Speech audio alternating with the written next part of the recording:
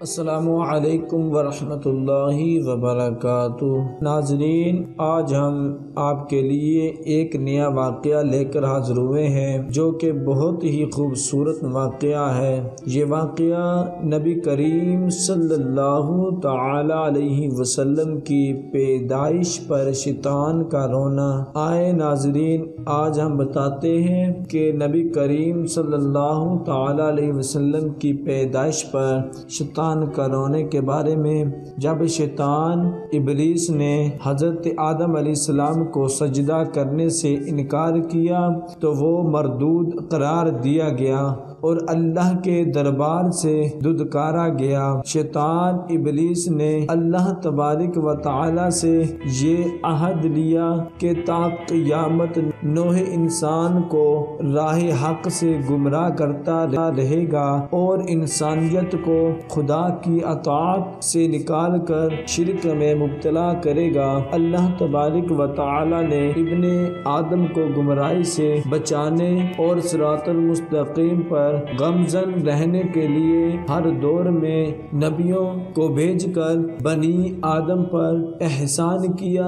ابلیس کو یہ خوف تھا کہ ان نبیوں پیغمبروں کی تعلیمات کہیں انسانوں کو اس لا شریک معبود کے قریب نہ کر دے۔ جب رحمت للعالمین یعنی آخری نبی محمد مصطفیٰ صلی اللہ علیہ وسلم اس دنیا میں تشریف لائے، وہ دن ابلیس کے لیے سب سے زیادہ گرا اور سختی کا دن تھی، کیونکہ آپ صلی اللہ تعالی علیہ وسلم کی مبارک ذات کی برکت سے بنی نوح انسان کو ہدایت ملنے والی تھی، جو ابلیس کی سب سے بڑی ناکامی تھی۔ علامہ ابن کثیر اپنی کتاب میں لکھتے ہیں کہ ابلیس 4 بار بلند آواز سے رویا۔ پہلی بار جب اللہ تعالی نے اسے لعین ٹھہرا کر اس پر لعنت فرمائی، دوسری بار جب اسے آسمان سے زمین پر پھینکا گیا، تیسری بار جب نبی مصطفیٰ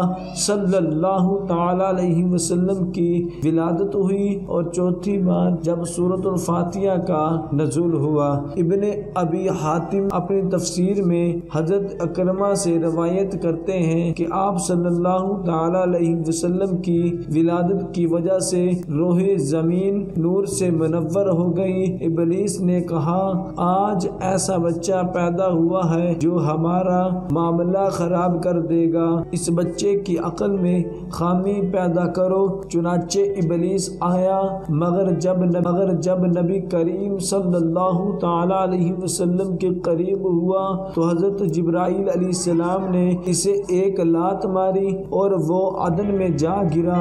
اسی طرح ایک روایت میں حضرت ابن عباس رضی اللہ تعالی عنہ روایت کرتے ہیں کہ شیطانوں کو آسمان سے نہیں روکا جاتا تھا، وہ بلا روک ٹوک آتے جاتے تھے، لیکن جب حضرت عیسیٰ ابن مریم علیہ السلام کی ولادت ہوئی تو شیطانوں کو 3 آسمانوں میں آنے سے روک دیا گیا۔ جب رسول اللہ صلی اللہ تعالی علیہ وسلم کی ولادت ہوئی تو شیاطین پر تمام آسمان کے دروازے بند کر دیے گئے، انہیں آگ کے شعلے مارے جاتے تھے۔ جس رات نبی کریم صلی اللہ تعالی علیہ وسلم کی ولادت ہوئی، اللہ تبارک و تعالی کی طرف سے آسمانی دنیا میں خاص حفاظتی اقدامات تھے، اور ابلیس مردود کے لیے وہ رات ذلت بری رات ثابت ہوئی۔ جب آپ صلی اللہ تعالی علیہ وسلم کی پیدائش کا وقت آیا تو شیطان کو 70 زنجیریں پہنائی گئی